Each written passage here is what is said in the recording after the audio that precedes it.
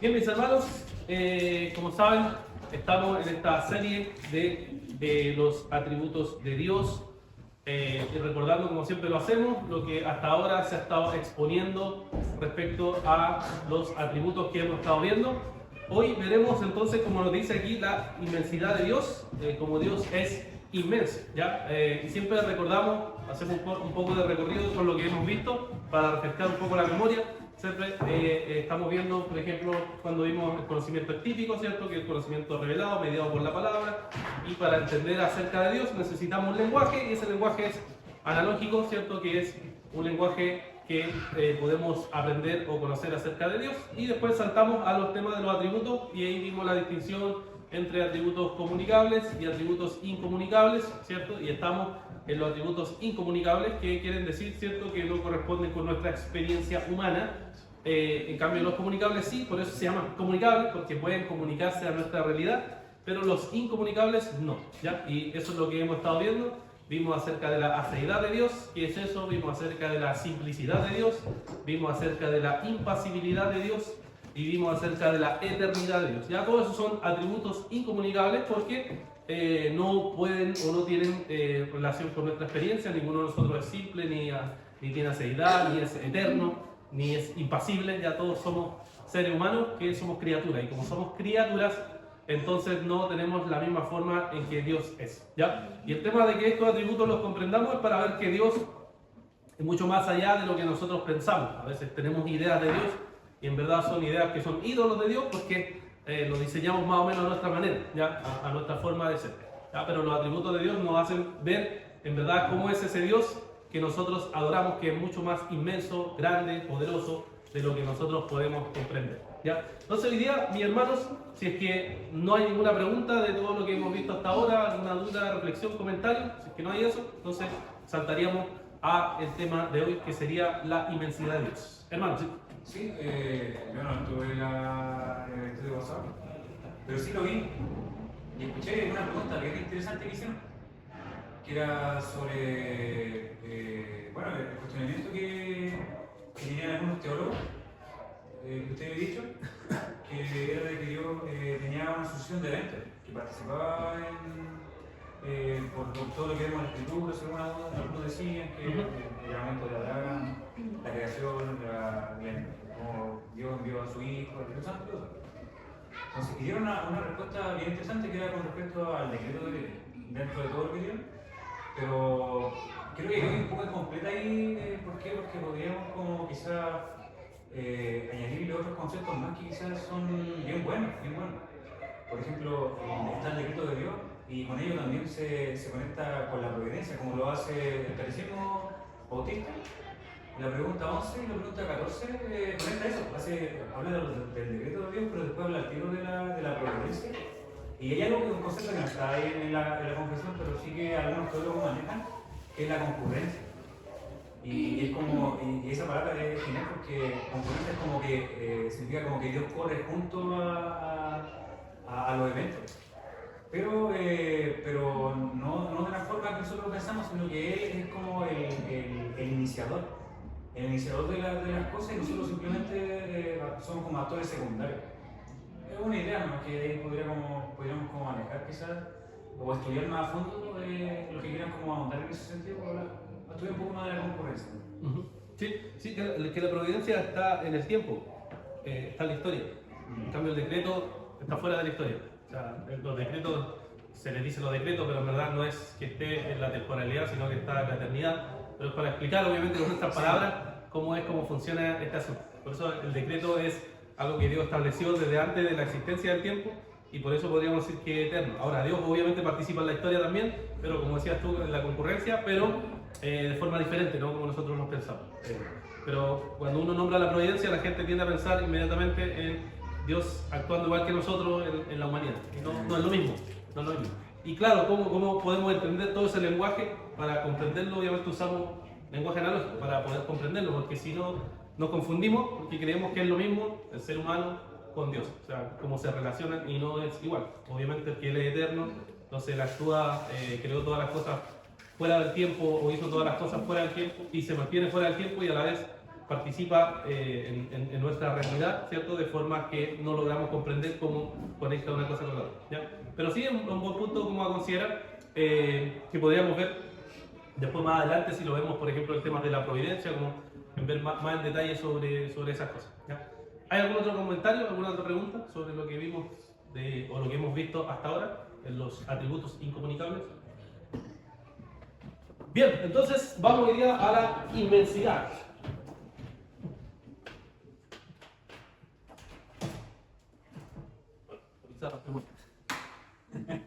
Vamos a la inmensidad de Dios. El día de hoy, como siempre, tratamos de partir definiendo el concepto para ver si logramos comprender bien, ya si estamos entendiendo bien lo que queremos decir por inmensidad, y siempre usamos primero nuestro lenguaje, ¿ya? Real Academia Española, que nos define la inmensidad como la muchedumbre, número o extensión grande, dice. Infinitud es la extensión, atributo que de solo Dios, infinito e inconmensurable, ¿ya? Entonces eso es lo que dice nuestro diccionario cuando hablamos de inmensidad, ¿cierto? Hablamos de algo extenso, grande, infinito en extensión, dice que es un atributo, incluso lo dice solo de Dios, ¿ya? Que es infinito e inconmensurable, ¿ya? Que no se puede medir, ¿ya? No se puede medir Dios, ¿ya? Los teólogos cuando hablan de inmensidad no solo se refieren a que Dios sea grande, obviamente, sino que trasciende todo espacio temporal, ¿ya? Que trasciende todo espacio temporal, ¿ya? Así lo dicen. Bueno, siempre cito a algunos teólogos, Charnock y Turretin, o Turretino, como la tradujeron en español.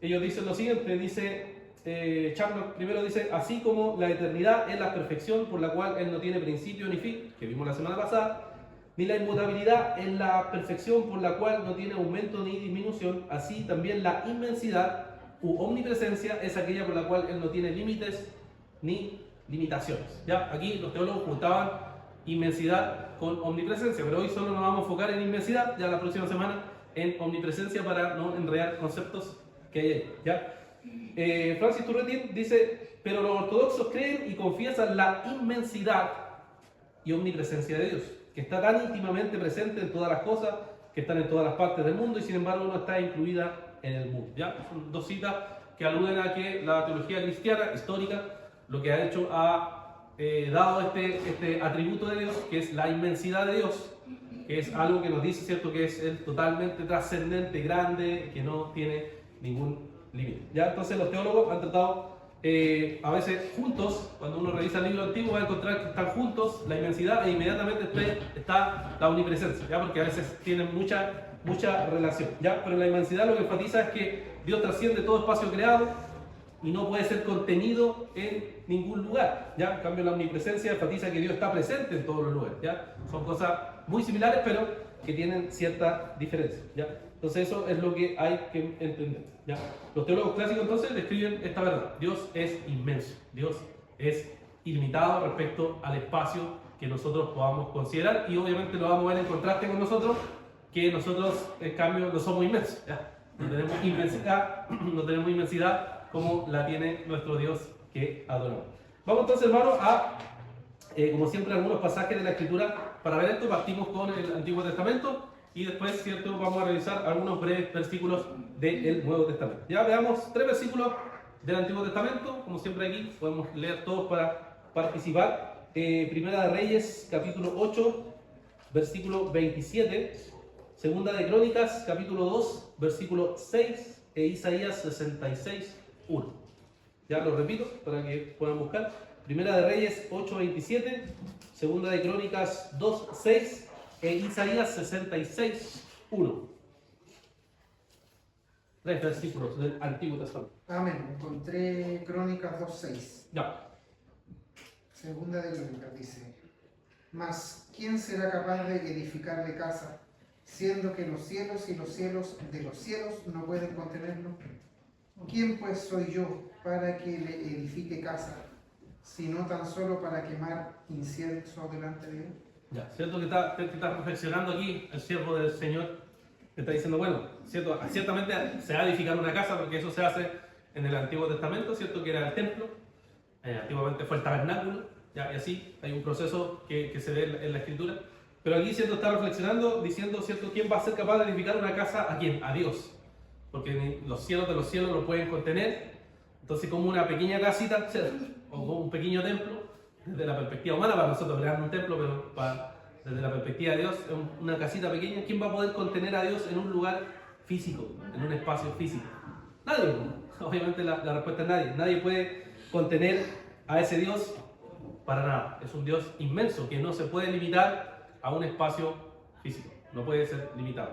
Ahora, Dios ciertamente había mandado a hacer un templo, pero había que tener claro que Dios no era, y este es el contraste que siempre tenemos que tener en mente, que Dios no era como los dioses paganos.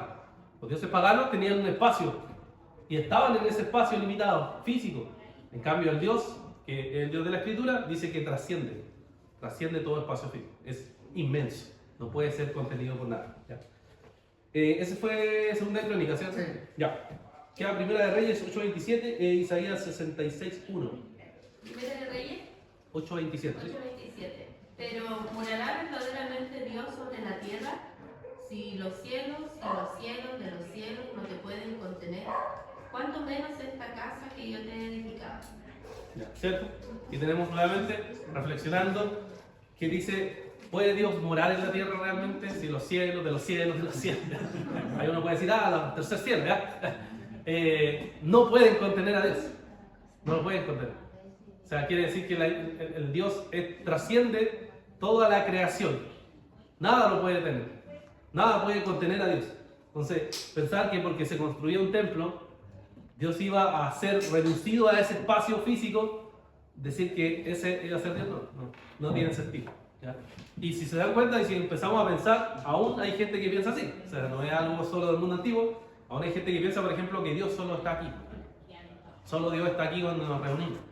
Pero no está aquí, no puede salir por la puerta. ¿Ya? No. Pero hay gente que a veces piensa que es así. ¿Ya? Pero no, Dios es inmenso, no puede ser contenido por nada. Ahora, cuando Él quiere manifestarse en algún lugar, por supuesto lo hace, porque ese es Dios. Pero es más grande de lo que nosotros podemos pensar. En Isaías 66.1. Amén. Jehová dijo así: el cielo es mi trono y la tierra estrado de mis pies. ¿Dónde está la casa que me habréis de edificar y dónde el lugar de mi reposo? ¿Cierto? Aquí está usando un lenguaje analógico, obviamente, porque sabemos que Dios no está como en un trono y no pone sus pies colgando para la tierra, ¿cierto? Ni los vemos, ahí están los pies de Dios. Se está usando un lenguaje, ¿cierto? Metafórico, pero que está aludiendo ¿a qué? Está aludiendo a que el Señor, el cielo es gigantesco y Él gobierna sobre todo y la tierra es como si nada. Entonces, él pregunta, ¿cierto? Isaías, ¿dónde está la casa que podrían edificarme, donde yo podría ser contenido? ¿Dónde está ese lugar donde yo podría estar ahí tranquilo, que me contuviera físicamente? No se puede, porque Dios es mucho más que eso. Es inmenso, no puede ser contenido en un lugar físico, no puede ser reducido a un lugar físico. ¿Ya? Entonces, esa es la idea cuando hablamos de la inmensidad de Dios. ¿Ya? Estos son, obviamente hay más versículos como siempre, pero son 3 versículos para ilustrar el principio, que es que nos muestra la Escritura en el Antiguo Testamento. El Dios que vemos de la Escritura del Antiguo Testamento es un Dios inmenso. ¿Ya? Y el Nuevo Testamento, ¿qué nos dice? Bueno, obviamente, como está en continuidad, va a reafirmar estas verdades. Veamos 2 versículos en el libro de los Hechos, Hechos capítulo 7, versículos 48 al 50, y Hechos 17, versos 24 y 25. Ya, les repito como siempre, Hechos 7, versos 48 al 50 y Hechos 17, versos 24 al 25. Hechos 7, Ya. del 48 al 50, dice: Sí. Sin embargo, el Altísimo no habita en casas hechas por manos de hombres, como dice el profeta. El cielo es mi trono y la tierra es el estrado de mis pies. ¿Qué casa me edificarán? Dice el Señor. ¿O cuál es el lugar de mi reposo? ¿No fue mi mano lo que hizo todas estas cosas? Aquí tenemos, ¿cierto? Esteban está enseñando, está dando el largo sermón, y vemos que, ¿cierto?, lo que está haciendo es citar, ¿ya? Está citando la Escritura de Isaías, que acabamos de leer, Isaías 66.1, lo cita, lo aplica y le está diciendo cómo Dios va a poder ser contenido en un templo, en un lugar físico, si Él es mucho más grande de lo que nosotros podemos pensar. ¿Ya? Ahí está confrontando a los religiosos que, ¿cierto?, lo van a finalmente condenar, lo van a matar. ¿Ya? Pero está mostrando que el Dios que Él adora, el Dios que Él exalta, es un Dios inmenso, ¿ya? No es un Dios como el de la creación, que pensamos que es un Dios limitado, físico. No, dice que es un Dios inmenso. Y Pablo nuevamente también en Hechos 17, versos 24 al 25. Aquí.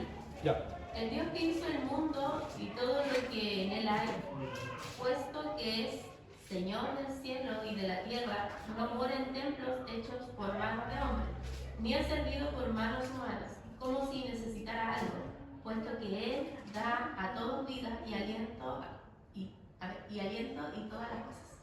Ya, sí. Ahí tenemos, ¿cierto?, este gran sermón de Hechos 17, uno de los sermones bien buenos de Pablo, en el Areópago, los griegos, ¿cierto?, que eran paganos, que tenían una forma de pensar. Pablo hace una conexión muy buena con el Dios desconocido y de ahí desarrolla todo su sermón y pasa por esta parte, que para un pagano común y corriente, la idea de Dios, o la idea de dioses que tenían, era la idea de un Dios en un lugar físico, y Pablo les dice, no, el Dios que yo adoro, el Dios que yo predico, es un Dios que no puede ser contenido por manos humanas. No un Dios que necesita comida, no un Dios que necesita un espacio, no, es un Dios inmenso. Trasciende lo que ustedes piensan acerca de Dios, ¿ya? Y a nosotros igual nos pasa, o al mundo cristiano, ¿cierto? Tendemos a pensar o a reducir a Dios siempre en nuestras mentes. La tendencia natural que uno tiene, crearse una imagen de Dios más o menos semejante a uno, ¿ya? Pero la Biblia nos dice todo lo contrario. Dios es inmenso, no puede ser contenido por nada ni nada. Por eso es un Dios inmenso, ¿ya? Entonces, hasta ahí, mis hermanos, que es el principio general de hablar como Dios inmenso en la Escritura. ¿Hay alguna duda, algún comentario, alguna pregunta que puedan ver acerca de esto de Dios es inmenso o la inmensidad de Dios, que es un atributo incomunicable? ¿Ya? Hermano Manuel y después hermano. Lo que pasa es que, bueno, cuando fui al sur me tocó estar frente al mar y yo decía, hoy qué inmenso que es el mar, y detrás mío había un tremendo bosque y decía qué inmenso que es el bosque. Uno cuando habla de esa inmensidad está reconociendo los atributos de Dios. Decir que el cielo es inmenso, que el mar es inmenso, que los bosques son inmensos. No sería lo mismo. No, no es lo mismo. No, porque Dios trasciende los bosques, trasciende el mar, trasciende la creación. O sea, Dios más que eso. O sea, tú puedes sentir la experiencia humana normal que sentamos en la inmensidad, así vemos un paisaje hermoso, así muy inmenso. Pero esa es la creación. La creación es inmensa, el mar es inmenso, el bosque es inmenso, sí, pero es la creación. Dios es más que eso, más inmenso que la creación. Pero puede uno razonar así, razonar de esa manera. No, se me venía a la memoria cómo es que el mundo antiguo, bueno, y incluso hasta el día de hoy, no tan solo se limitaba a Dios como lo hemos planteado ahora, sino también teniendo dioses como locales, como solamente de ciertos pueblos que solamente se mueven en ese sector, y dioses que estaban sujetos a elementos, como el dios de la montaña, claro, el dios del fuego, solamente como un dios como que se especifica en algo. Claro. Es una forma también de coartar un poco y limitar la inmensidad de Dios. Sí, pues es que naturalmente uno lo trata de reducir, pues. O quizás para explicarlo puede ser alguno, pero algunos llegan a la conclusión de que ese elemento es Dios. Y todavía pasa, por ejemplo, tenemos las virgen locales, pues virgen en ciertos lugares, la virgen de tal. Todavía hay cierta tendencia a reducir la divinidad a algo, a un elemento físico, ¿entiendes? Pero Dios más que eso, siempre, porque trasciende, es inmenso, no puede ser contenido en un lugar. Incluso el tema de la Pachamama también, sí, porque claro, es grande, dice que es el mundo entero, pero aún así tiene límite. Tiene límite físico. Físico. Claro, porque es un planeta y tiene un límite físico y se acaba. No, en cambio Dios inmenso no se acaba. Claro, entonces ahí uno tiene como que razonar y decir, ya, siempre es Dios más que la creación, porque la creación es creada. Igual que nosotros somos criaturas, somos creados. Y como vimos la semana pasada, ¿qué significa que nosotros seamos creados? Que tenemos sucesión de eventos, que tenemos tiempo, que tenemos un principio, y Dios no tiene, y así vas razonando y te vas dando cuenta que eres criatura y no creación. Con respecto a lo que decía Manuel, pensaba en la misma escritura cuando dice que la tierra es el estrado de sus pies. O sea, imaginemos eso nomás, que la tierra es el estrado de sus pies. O sea, lo inmenso de Dios es que no puede caer en nuestra mente para lo grande que es. Claro, para lo inmenso que Dios nos cabe en la cabeza como... Claro, entonces nosotros vemos el mar y decimos, pero que todo esto lo los bosques, el mar y todas las cosas son el estrado nomás de sus pies. Qué maravilloso. Sí. Pastor, yo tengo una pregunta. Bueno, de la pregunta que hizo Manuel, hay un versículo en la Biblia que dice: los cielos reflejan la majestad de su gloria. Entonces, si nosotros vemos un mar grande, un bosque grande, tampoco podemos pensar. Perdón, Es como decir, como un reflejo de lo inmenso que es Dios, al ver uno la inmensidad de las cosas Ah, que ya. Él creó. Yo sí estaba pensando en Romanos 1.18, si no me equivoco, o Salmo 19.1, los cielos cuentan la gloria de Dios, el firmamento anuncia la obra de sus manos, es 19.1, Ajá. y el Romanos 1.18 dice que la creación da testimonio de la creación, o sea, de Dios. Entonces, claro, lo que dice esos pasajes es que la creación te indica que existe un Dios, porque tú llegas a la conclusión al contemplar, no sé, un amanecer, un atardecer o un paisaje bonito, concluyes que hay un orden, concluyes que hay armonía, concluyes que esto no se puede haber creado solo. Entonces tú dices, Dios creó esto y esto refleja belleza de Dios o refleja armonía de Dios. Sí, refleja eso, pero no es eso Dios, digamos, ¿me entiendes? No es eso solamente Dios, sino que te apunta a Dios, claro, pero no puedes reducirlo solamente a decir eso es Dios. ¿Okay? Ahí caería uno en el error, decir, entonces esto es Dios. Como la Pachamama o como, no sé, o como cualquier otra creencia que ha existido, los egipcios, los mapuches, los aztecas, todos han tenido sus dioses, pero siempre son algo material. Por ejemplo, algunos han adorado las montañas, ¿cierto? Y hoy todavía pasa, porque hay gente que adora ciertos elementos particulares, algunos adoran a los seres humanos, otros a la tecnología, otros a los animales, y así. Cada ser humano, ¿cierto? Se inclina naturalmente porque el corazón humano es idólatra, entonces tiende a poner la confianza en un elemento y volver absoluto a ese elemento. Y ahí al final te equivocas, porque, claro, puedes admirar lo bello de eso y cuidar eso, la creación, hay que cuidarla y todo, obviamente, pero no puedes decir que eso es Dios, porque ahí estaríamos cayendo como en error, estaríamos distorsionando lo que Dios ha hecho. ¿Entiendes? Eso. ¿Alguna otra pregunta, hermanos? ¿Dudas? Ya, entonces veamos la relación que hay. Siempre hemos tratado de hacer la relación que hay de este atributo con los atributos también que hemos pasado, ya atributos anteriores que hemos pasado. ¿Ya? Por ejemplo, vimos la simplicidad, ¿cierto? O vimos la eternidad, ¿ya? Cómo se pueden relacionar estos atributos con las otras cosas, ¿ya? Pero lo primero que hay que pensar aquí, los teólogos apuntan a pensar en, primero, la espiritualidad. ¿En qué sentido? En pensar cómo es el Dios que nosotros adoramos, según Juan 4:24, que está con la mujer samaritana, ¿cierto? Y le dice, Dios es espíritu. Dios es espíritu. Y eso inmediatamente nos hace un contraste, porque si decimos que Dios es espíritu, estamos negando que Dios tiene cuerpo, ¿cierto? Y la característica de tener un cuerpo es que un cuerpo tiene un espacio, ¿cierto?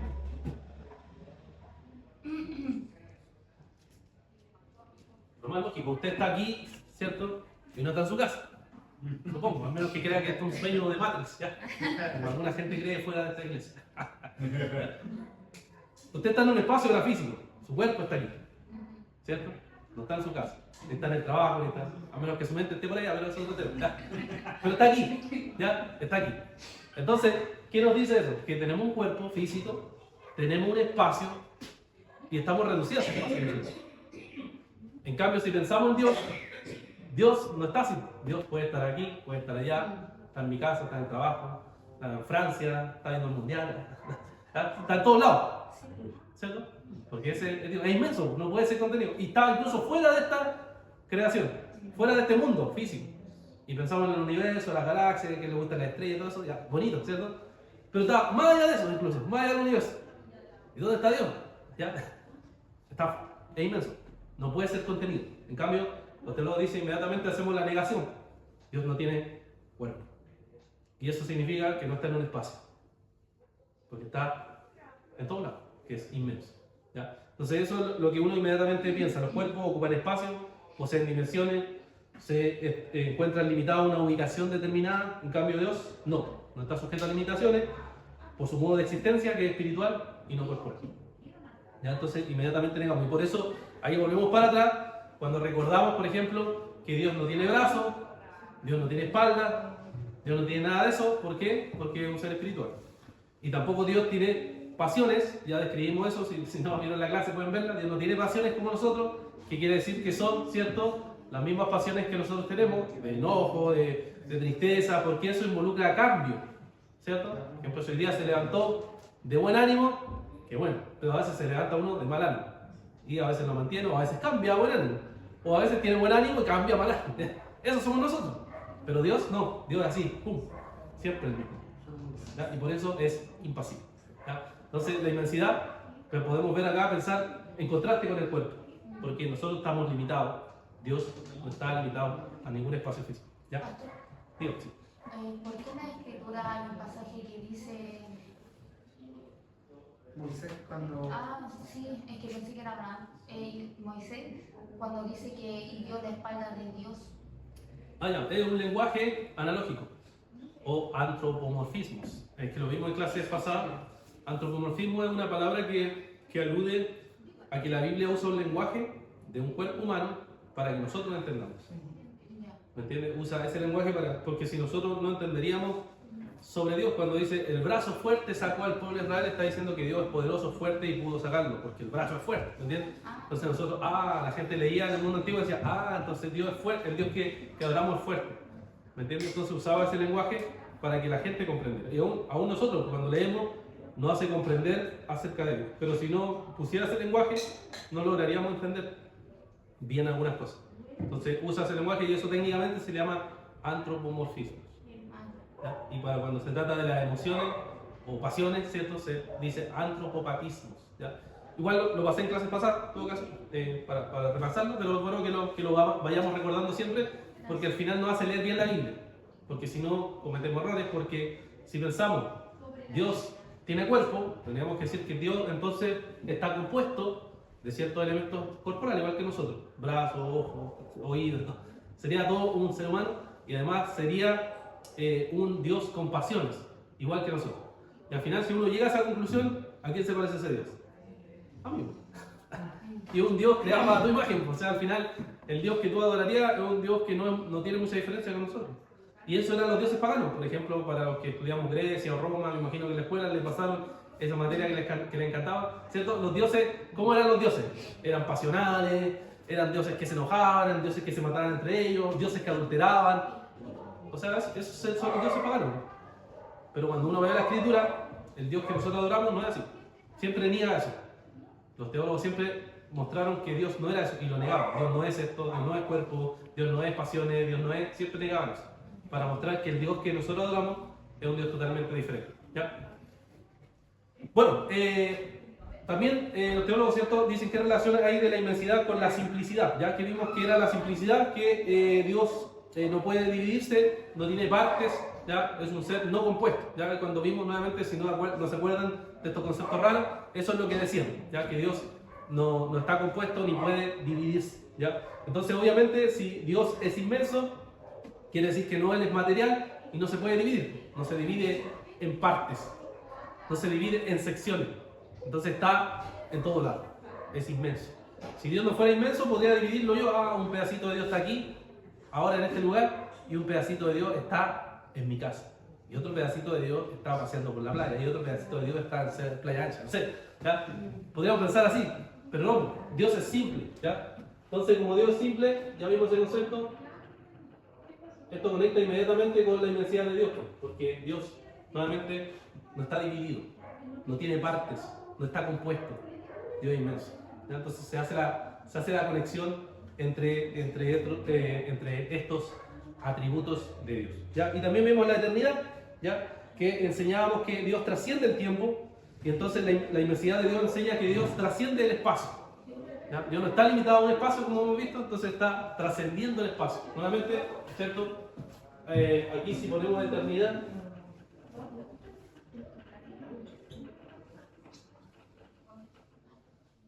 nuevamente Dios trasciende el espacio, porque el espacio y el tiempo lo creó ¿quién? Dios. ¿Recuerdan cuando en Génesis 1.1 vimos quién creó todas las cosas? ¿Quién creó el tiempo? Lo creó Dios. Y si Dios creó eso, entonces no podríamos limitar a Dios a un espacio. o a una dimensión, porque Dios es mucho más que eso, por eso es Dios, y no es un ser humano. ¿Ya? Bueno, hasta ahí se entiende, más o menos hay conexión entre los atributos. ¿Ya? Lo que hacen los teólogos es conectar atributos con atributos, ir viéndolo, y acuérdense que el lenguaje de atributos es un lenguaje analógico, porque es para que nosotros entendamos, porque si no tuviéramos lenguaje, si no pudiéramos usar conceptos, al final no podríamos entender nada de él, porque sería simplemente un misterio para nosotros. Sería un misterio, ya no sabríamos cómo abordarlo. Bueno, e igual como lo hemos hecho con los otros atributos, tenemos que pensar en las objeciones. Siempre hay objeciones, siempre hay preguntas, siempre hay gente que dice, pero no, pero ya. Como hemos visto, como dijo el hermano Franco al principio, ¿cierto? Cuando vimos la eternidad, cuando vimos el tema de la simplicidad, hay gente, teólogos que no creen en la simplicidad, otros que no creen en la eternidad, otros que no creen en la inmutabilidad, y así. O sea, podemos encontrar de todo, ¿ya? De todo en la vida y de todo en la vida, ¿ya? Pero lo que yo estoy enseñando es lo que la iglesia históricamente ha creído y lo que nuestra confesión enseña, ¿ya? Porque nuestra confesión es una de las confesiones históricas, o sea, está conectada con lo que los cristianos pensaron durante 20 siglos, y del siglo XX para acá adelante empezó ya los problemas con los atributos de Dios, especialmente con un teólogo que no voy a nombrar, pero que empezó a cuestionar todas estas cosas, y de ahí ya se empezó a abrir, ¿ya? Entonces tenemos teólogos hoy en día que niegan, hay teólogos que niegan todo esto que yo les enseño, ¿ya? Así que, pero esto es lo que históricamente se ha creído, ¿ya? Lo que la iglesia ha sostenido. Entonces, algunas preguntas como, ¿significa la inmensidad que Dios tiene un tamaño infinito? ¿Qué dice? Objeción. ¿Significa la inmensidad que Dios tiene un tamaño infinito? ¿Cómo responden? No, porque no tiene cuerpo físico. ¿Cómo va ¿Ya? a tener un tamaño? ¿Ok? ¿Estarían bien de acuerdo? ¿Responder así? Una objeción sería, ¿significa la inmensidad que Dios tiene un tamaño infinito? No, porque la escritura no está definida. Porque Dios no se puede medir. Po. Si no está definida la inmensidad, ¿cómo podría ser Dios infinito? Se supone que esa inmensidad es la que lo contiene. ¿Me entiendes? No. No. O sea, lo que pasa es que si nosotros definimos la inmensidad, ¿Ya? nosotros estamos dándole un espacio, un tamaño. Llamémoslo así, tamaño. ¿Ya? Bueno, que la definición de la inmensidad es exactamente lo contrario. Por eso es que Dios no es, para mí Dios no sería alguien infinito. O sea, creo que estaría revelando un para mí. Sí, parece que sí. A lo que voy, simplemente para decirlo, a lo que voy es que si nosotros definimos el espacio de inmensidad, estamos poniendo a Dios dentro de eso, pero Dios no es finito, por lo tanto no está dentro de eso. Eso fue lo que yo entiendo. Ya, sí. Inmensidad es que Dios, claro, es infinito. Que no puede estar reducido a un espacio físico. Sí. Entonces la pregunta o la objeción que tiene aquí, el problema que tiene la pregunta, es que supone un espacio, porque dice tamaño, usa la palabra tamaño. Y esa palabra tamaño está suponiendo que Dios podría ser medido. Entonces no puede ser, claro. Ahí quedaría descartado, pero es una objeción. Pero puede ser una pillería así como esa pillería, o sea, que es como cuando dicen Dios puede crear algo tan grande que no pueda llevar, o una piedra que no pueda moverse. Son como preguntas que uno... ¿Cómo? ¿Cómo? Tienes que pensar un poco para ver qué está queriendo decir la persona que pregunta, ¿ya? Pero claro, el tema de la inmensidad no podemos pensar en Dios como tamaño.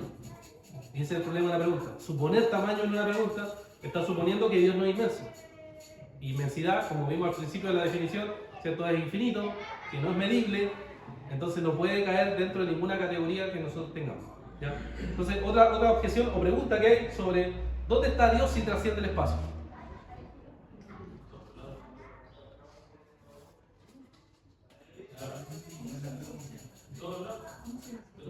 Yo creo que cae lo mismo porque hablar de ubicación, ¿dónde está?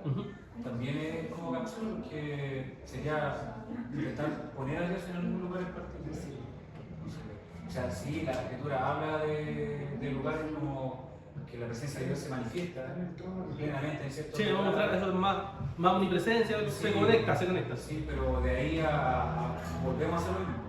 Intentar ubicar a Dios en algún lugar, caeríamos nuevamente en una mala práctica, porque al final en cuanto a Dios como es espíritu, no puede ser puesto en un lugar en particular, por lo menos yo creo. Ya. Eso sería sujetar a Dios al tiempo, y eso no lo podemos hacer. Esa pregunta te dice, ¿dónde está Dios y si qué? Buena pregunta. ¿Dónde está Dios si trasciende el espacio? ¿Dónde está Dios? Si trasciende el espacio. Pero el espacio tiene una relación con el tiempo. Hay una relación entre el espacio y el tiempo. Y si tú lo quieres poner en alguna parte, tienes que también determinar el tiempo en el que Dios está en esa parte. Por lo tanto, no se puede hacer tampoco. Porque Dios creó el tiempo. Ajá, claro.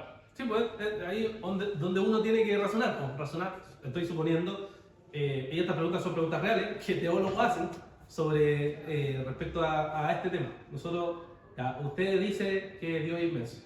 Yo le puedo preguntar, bueno, ¿cuál es el tamaño de esa inmensidad? O puedo preguntar, ¿y dónde está Dios?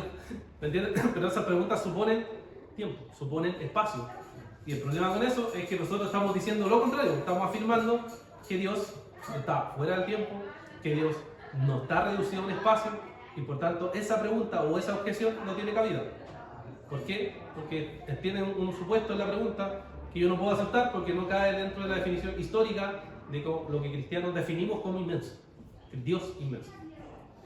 Bueno, bien, eso hay que usar el cerebro, es que Dios no dio. ¿Ya? ¿Qué significa ¿qué significa la inmensidad de Dios en el universo? Perdón, ¿significa la inmensidad de Dios que Dios es el universo? ¿O que Dios está en el universo? ¿O cómo está en el universo? No. Eso sería como panteísmo, sería, ¿no? Ya, sí, esa es una manera. Pero explica qué es panteísmo para los demás. ¿Qué dijo? Pan es como. Ay, no, la etimología de la palabra, pero No, tiene la que ver idea básica. con que Dios está. Es esa esencia. Está como en esa materia, en esa esencia. ¿Ya? Sería como. Tendría que buscar la diccionario. Pero más fácil es pensarlo como que Dios está en todos lados. Está en todos lados. Y Dios es eso. Claro. Como Dios es un árbol, yo lo abrazo. Exacto, claro. Dios es un árbol, por ejemplo, yo suponte voy a la Reña acá a la playa, ¿cierto? Y me tiro un piquero y me encontré con Dios. Tuve una experiencia con Dios en esta ola porque Dios está aquí, Dios está en este mar. Yo estoy adorando, yo estoy experimentando. No, pero en serio, eso es, po. Sí, eso. Por ejemplo, la Pachamama o todas esas ideas que hablamos, detrás de eso tienen panteísmo. Tienen esa idea de que Dios está en eso. O sea, Dios es el mar, Dios es la tierra, Dios es el cielo, Dios es el árbol, Dios. Y ahí la pregunta ¿es eso realmente? ¿Estamos entendiendo bien sobre si Dios es o no es eso? Y el problema con eso es que nuevamente está suponiendo que Dios está como en un lugar, que tiene un espacio, y ya vimos Génesis 1.1 que nos dice que Dios, ¿cierto?, no puede estar basado en eso. Porque Dios está fuera del tiempo, Dios no tiene un espacio, Dios no es como nosotros, como las criaturas. ¿Ya? Entonces ahí tenemos nuevamente el problema detrás, o el supuesto detrás de que Dios está limitado a un espacio y un tiempo. Y no podemos pensar así. Ahí está. El panteísmo viene de la palabra etimológica de pan, que significa todo, y teos, Dios, divinidad. O sea, lo mismo. Todo es Dios, panteísmo. Todo es Dios. Sí, pues eso, bueno, eso ha crecido mucho hoy en día con la nueva era, por ejemplo, New Age, donde salen libros, gente que te dice eso, ¿cierto? Encuéntrate con Dios cuando caminas, encuéntrate con Dios, qué sé yo, en la playa, en el bosque, y ten esta experiencia mística. Eso es como... O incluso abrazarse uno mismo también. Sí. Quiérete tú mismo. Estaba pensando que si el paso del tiempo, ¿no es cierto?, hace que nosotros envejezcamos las plantas, los animales. Cuando fue la caída hubo una maldición sobre la tierra y el tiempo empezó a correr en ese momento, o el tiempo siempre lo ha determinado Dios desde antes de la creación. No, Dios creó el tiempo en Génesis 1.1. Cuando Dios creó todas las cosas, vimos la vez pasada, Dios creó todo. Los seres físicos, que somos nosotros, y los seres espirituales, que los ángeles y todo eso. Entonces, ahí empezó a correr el tiempo, si podemos decir, el reloj. Pero Dios trasciende eso, o sea, está fuera. Él puede involucrarse, sí, pero está fuera a la vez del tiempo. Eso es lo que se llama trascendencia e inmanencia, cómo Dios se relaciona de esas dos maneras. Entonces Adán y Eva en el jardín sí envejecían. Claro, sí, envejecieron y murieron después. O sea, bueno, ahí después entró No, el pecado. en el jardín antes del De la pecado. caída. Del pecado. No dice nada la Biblia, no sabría decir. No sale. No dice nada. En cuanto al tiempo, podemos ver que ahí sigue siendo la misma experiencia que tenía Adán que tenemos nosotros antes de la caída. ¿Por qué? Porque había día y noche antes de que ellos estuvieran. Dios creó el sol y creó la luna antes de que estuviera la nieve, entonces por lo tanto había tiempo, de noche. O sea, sí, bueno, yo no digo que había tiempo, digo que había tiempo, porque Génesis 1.1 dice que creo, pero ella pregunta si envejecían. O sea, si tú lo conectas con el tiempo y dirías si el tiempo corría igual, uno podría decir sí. Pero también podría decir sí, pero era un estado quizás diferente al que nosotros tenemos. Sí. Sí, podría ser. O sea, como te digo, no dice nada la Biblia, entonces no podría aventurarme a decir sí o no, pero podría quizás uno razonarlo a partir de los días de la noche, decir sí, puede ser que... No lo he pensado, ¿verdad? Es como Es son que como eso esas... es la segunda. Es que se queda la duda en el sentido cuando le dijo, cuando comas del fruto ciertamente morirás. Entonces lo que se entiende es que Adán y Eva antes de la caída no hubieran muerto. Hubieran estado siempre juventud, no sé, eterna, pienso yo. Sí, podría ser. No sé, no he pensado, buena pregunta para darle vuelta. Pero no lo he pensado. No lo he pensado en verdad como para darle vuelta. Pero lo que sí sabemos es que, claro, después de la caída ya está la muerte, ¿cierto? Y ya vemos que viene la destrucción y todo. Obviamente porque dice que por el pecado entró la muerte. Sí. Y antes de que ellos desobedecieron al Señor, no había pecado ni se supone. No. Obviamente no había muerte. Mm. Como que eso me hace pensar un poquito. Sí, no, hay que darle vuelta. Como les Sí. digo, no tengo la respuesta yo, hay que investigar. Pero es una buena pregunta, sí. Yo recuerdo que he visto alguna predica respecto a eso y dice que no es una muerte física, sino que es una muerte espiritual. Y es donde ellos mueren a la inocencia que el Señor le había entregado, por la que los había creado. Por eso es que Adán se escondió y ellos también se escondieron cuando el Señor los andaba buscando. Y Adán le responde que tuvo miedo. Entonces, ahí en una parte también dice que él te enseñó que estaba desnudo, me parece, si no. Sí, Génesis 13. Entonces, ahí demuestra, según lo que yo entiendo, la diferencia entre haber estado puro y santo a cuando peca. Y esa muerte es en realidad una muerte espiritual, una muerte a la inocencia que el Señor le había dado en ese momento. Eso es lo que yo había escuchado en una. Pero eso lo estás conectando con la pregunta que hacían de la vejez o nada que ver? No, Vaya. o sea, no, en realidad no, porque, a ver, que sí se pudiera entender que sí, si es que piensas que después de viejo mueres, pero si, a ver, deja explicarme. Lo que pasa es que yo no, de acuerdo a la prédica que yo escuché, no entiendo la muerte como una muerte física. Sí, entiendo eso. Creo que iban a morir de todas maneras, igual al final de sus días, ¿me entiendes? ¿En el estado de inocencia? ¿Te refieres? O sea, cuando no había pecado. Sí. Igual iban a morir todos. Claro, igual iban a morir cuando no había pecado. Lo Ya. que hizo este pecado fue que ellos murieron a la inocencia que tenían y haber muerto en el sentido de que se les iba a desterrar. Se debe alejar de Dios. Claro. Sí, no, yo bueno, entiendo que algunos postulan incluso el tema de la vía aérea, como que hablando que había, de la Tierra, ¿cómo es? Sí, no son 24 horas los días. Sí, y Son que etapas hay largas. como que, obviamente si corrieron mucha era, algunos aducen que claro, ahí está el registro fósil y la muerte, y ahí como que integra la muerte antes de la caída. Yo obviamente discrepo de eso, porque al final lo que sí no dice el texto como dice, no dice qué iba a pasar con Adán y Eva si es que ellos iban a morir o no. Oye, yo creo que ahí tenemos que guardar silencio en ese sentido, porque no podemos ir más allá, porque uno no se nos revela eso. Pero sí de que iba a haber un cambio de estado en Adán, de que iba a haber un cambio de estado, sí, sí obedecía. Favorable, no desfavorable. O sea, no dice el texto que iba a pasar algo malo con ellos, pero sí que si comía del árbol iba a morir. Es curioso sí que el texto bíblico original, cuando dice ciertamente morirás, algunos lo traducen literalmente como muriendo morirás, aludiendo al tiempo de vejez que empezaría a correr cuando ellos cuando comieron del fruto, y así de la manzana. Que la rabia dice manzana. Hija de esa manzana. Un sumito a la edad media. Pero eso, el texto dice que ahí como que ciertamente muriendo morirás, como que hay una progresión de tiempo de deterioro. El texto original apunta. Creo que sería lo más cercano que podríamos llegar. Sí, ¿no? Como le digo, no señala la respuesta a la pregunta, por eso hay preguntas que no necesariamente la Biblia responde, pero es un buen tema para pensar, darle vuelta, examinar nuevamente el texto y ver qué conclusión uno puede llegar. ¿Ya? Bueno, volviendo a las objeciones, otra objeción de la inmensidad, diría, ¿no contradicen la inmensidad los pasajes que hablan de Dios descendiendo o acercándose? Que pareciera estar siendo limitado en un espacio. ¿No parece contradecir eso? ¿Cómo responderían a esa objeción? Si Dios es inmenso y hay pasajes que dicen que Dios se acerca, que está en un lugar, espacio físico, etc., ¿cómo entonces juntamos las dos cosas? Yo creo que por la gracia de Él se acerca a nosotros. Es Ya. porque Él quiere acercarse a nosotros. Yo creo que solamente por la gracia del Señor.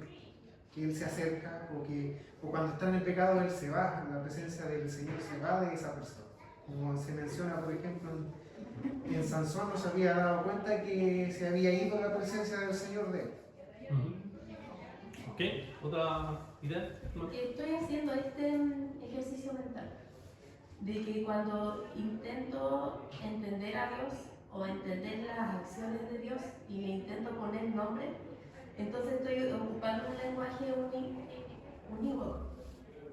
Entonces ahí me estoy equivocando cuando ya le quiero poner como esa acción al Señor o ponerle tiempo, que el Señor actuó en este tiempo. Estoy usando ese lenguaje unívoco porque trato de usar esa palabra, cosa que no. Entonces trato de nuevo de ver el lenguaje analógico de la Biblia de lo que se está refiriendo en ese contexto. No sé si estará bien el que si uno le pone un nombre o una acción a Dios y lo tachas como verdad, entonces sí estoy ocupando ese lenguaje único y está erróneo. Claro, ahí está volviendo a clases pasadas, cuando yo hice la comparación entre los tres lenguajes, unívoco, equívoco, analógico. Claro, el problema es cuando unívoco es lo que decíamos, si la Biblia dice que Dios tiene brazos, uno dice, ya, pero ahí dice, tiene brazos, tiene que tener brazos, ¿por qué se dice en la Biblia? Ya, pero decimos, sí, pero cálmate, hermano. Pero tienes que pensar que hay que razonar, pues. O sea, de verdad, si tú dices de verdad tiene brazos, entonces la conclusión que sigue es tiene cuerpo. Si dices que tiene cuerpo, entonces está limitado. Si está limitado, tiene pasiones como nosotros. Si tiene pasiones como nosotros, es igual que nosotros. ¿Estás diciendo eso? Yo creo que nadie va a llegar hasta el fin de decir, sí, estoy diciendo eso. Al menos que si diga, bueno, entonces estamos en desacuerdo con Juan capítulo 4, verso 24, estamos en desacuerdo con 1 Timoteo 1:17, que dice que Dios es inmortal, y así, uno suma versículos para decir entonces estamos en contradicción. Entonces, o tienes dos caminos. Decimos, la Biblia se contradice, o decimos que el lenguaje que está usando no es unívoco, es un lenguaje analógico. Y eso es lo que hacemos, y eso es lo que ha hecho la teología histórica para resolver el problema. Porque o tenemos la alternativa de decir se contradice, o decimos que está usando un lenguaje, algunos le llaman metafórico y todo, pero el más técnico es analógico, para decir que es una relación de semejanza entre cosas distintas, para que aprendamos, entendamos y se nos acerque. Perdón, ¿quién le ha tocado? Sí, sí. Yo creo que aquí es donde tenemos que bajar así poco a poco el concepto para poder llegar a una verdad bíblica que yo por eso no estudiaba a profundidad cristología, pero sí tenemos que llegar al punto de ya, ¿dónde podemos ver como Dios como corporalmente en Cristo? Por ejemplo, Colosenses 2:9 dice que en Cristo habita toda la plenitud de la deidad. Entonces, claro, pero de ahí de llegar de aquí, de este concepto de la inmensidad hasta Cristo, como que creo que hay que hacerlo como poco a poquito para no desacreditar ninguna de las dos verdades bíblicas. Porque claro, yo también veo en el Antiguo Testamento, por ejemplo, lo que se conoce como cristofanía, que era Abraham hablando con Dios, que se le presentó corporalmente. Entonces no sé si algunos lo leerán como simbólico, no sé, o poético el texto, pero puedo entender también que Jacob luchó con un ángel, también que le tocó el muslo también, o algo, un tacto ahí. Entonces, claro, creo que hay que bajar poco a poquito para poder llegar como quizás así a explicarle a la gente que tiene como este tipo de inquietudes, algunas lícitas, ¿no? Pero sí puede explicarnos que sí hubo una forma en que Dios se manifestó corporalmente, pero aún así Él no deja de ser en esencia inmenso.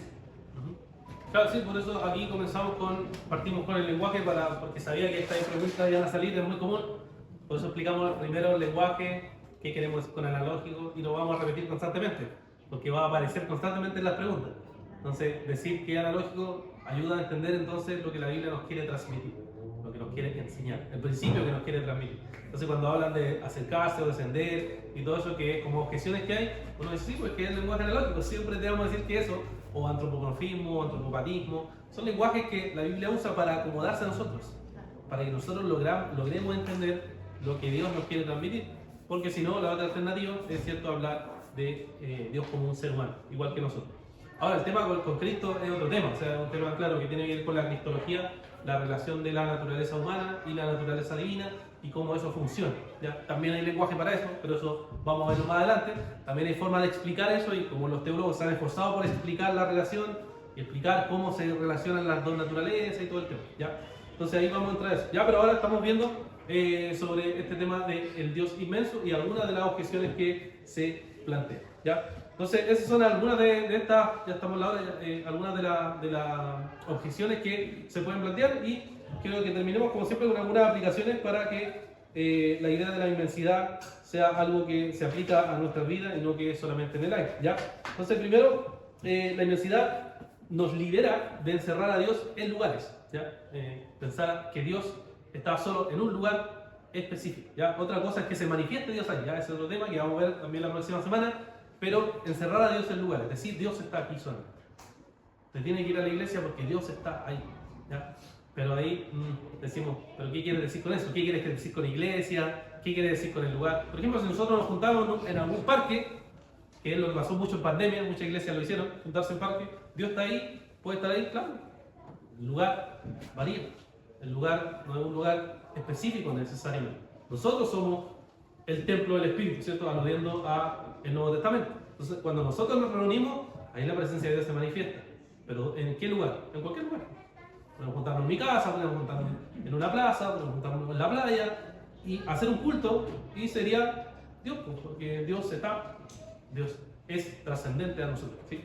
Pastor, es como el pasaje que dice donde haya uno o dos en mi nombre, ahí estaré yo. Sí, aunque ese pasaje se refiere específicamente a disciplina, pero se puede aplicar. O sea, está aludiendo a cuando votamos algo o decidimos algo o aplicamos la disciplina como iglesia, donde hay 2 o 3 reuniones, se hace la voluntad de Dios. Pero también, claro, se ha sacado como del contexto a veces como para aludir a eso. Lo cual, si se hace como aplicación, no le veo problema, pero hay que entender cuál es el contexto del pasaje. Ya, entonces, esta idea de la inmensidad nos libera a encerrar a Dios en algún lugar específico. Ya también transforma nuestra visión de la adoración, porque Dios es más grande, mucho más inmenso, mucho más enorme de lo que nosotros tendemos a reducirlo. ¿Ya? Tendemos a reducir a Dios. Dios es mucho más que eso y eso nos lleva entonces a que nosotros podemos adorar a Dios y entender cuál es este Dios que nosotros adoramos. También nos enseña entonces a vivir con asombro acerca de este Dios. Asombrarnos de lo inmenso que es y de lo que nosotros tratamos de limitarlo, pero es mucho más grandioso, mucho más enorme. Y eso nos lleva al asombro de nuestro Señor, nos ayuda a comprender también la condescendencia divina, o sea, Dios tan inmenso que era, que decidió acercarse. ¿Cierto? Ahí pensamos Juan 1, que dice que el Verbo se hizo carne y habitó entre nosotros. O sea, es tan enorme, tan inmenso que es Dios que trasciende todo, pero a la vez se hizo carne, se acercó, está entre nosotros y vino a dar la vida por nosotros. Y eso, hermano, es sorprendente porque muestra lo magnífico que fue la encarnación y lo escandaloso, por supuesto, que fue para los judíos y para los griegos pensar que ese Dios inmenso que ellos tenían sin problema se hizo hombre, se encarnó.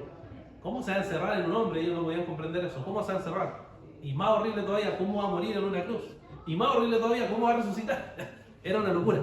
Entonces el Evangelio era una locura para judíos y griegos que fácilmente podrían haber firmado sí, Dios inmenso, pero les costaba entender cómo ese Dios inmenso se acerca, se encarna, vive, muere y resucita. Eso no tenía ningún sentido. Y ese es el escándalo del Evangelio para el primer siglo y sigue siendo el escándalo para este mundo. El mensaje del Evangelio es escandaloso porque el Dios inmenso se hizo hombre, se encarnó y habitó entre nosotros y dio la muerte y resucitó para darnos esperanza. ¿Ya? Vamos a orar entonces, hermanos, para terminar esta clase. Padre, te queremos dar las gracias este día. Te agradecemos, Señor, por tu bondad, por tu misericordia.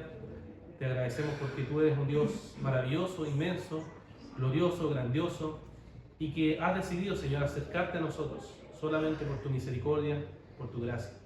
Gracias, Padre, porque tú eres quien gobierna y domina todas las cosas, el cual no puede ser limitado por el espacio y por el tiempo, sino que es más inmenso, más grandioso.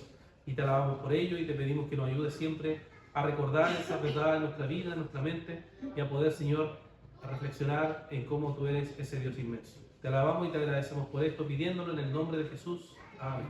Amén.